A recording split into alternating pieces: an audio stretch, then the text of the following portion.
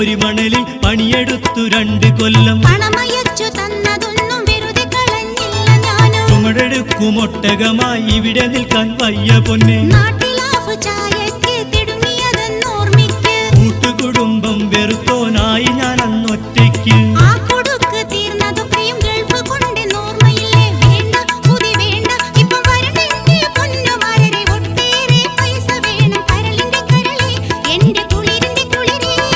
നാട്ടിൽ പോയി വന്നോർ വിശേഷമോതും ആ നേരത്തെന്നാശ പറന്നുയരും